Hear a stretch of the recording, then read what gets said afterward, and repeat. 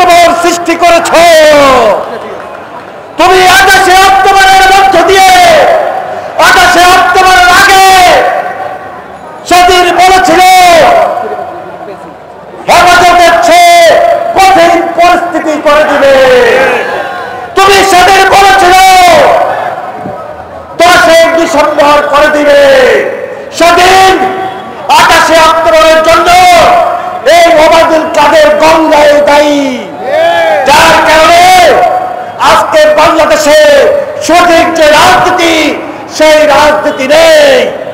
তাই এই ছাত্র যুব সমাজ তাদের দায়িত্ব হলো এই বাংলাদেশে নতুন করে নতুন আন্দোলন নতুন কৌশলে গ্রহণ করতে হবে।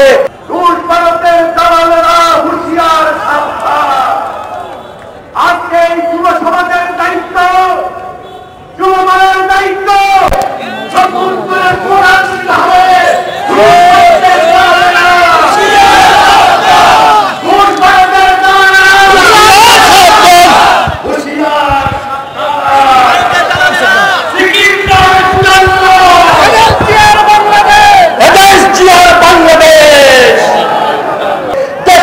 বেগম খালেদা জিয়ার মুক্তির মধ্য দিয়ে এবং আমাদের প্রিয় নেতা বিএনপির ভারপ্রাপ্ত চেয়ারম্যান জনাব তারেক রহমানের নেতৃত্বের মধ্য দিয়ে, তাই আজকে যুব দলের যে সকল নেতা কর্মী আপনারা উপস্থিত হয়েছেন, আপনাদের সবাইকে সেই নতুন আন্দোলন নতুন কৌশলে গ্রহণ করে এই প্রস্তুতি নিয়ে আমার রাজপথকে প্রকম্পিত করে সে আহ্বান জানিয়ে আমি আমার বক্তব্য শেষ করছি।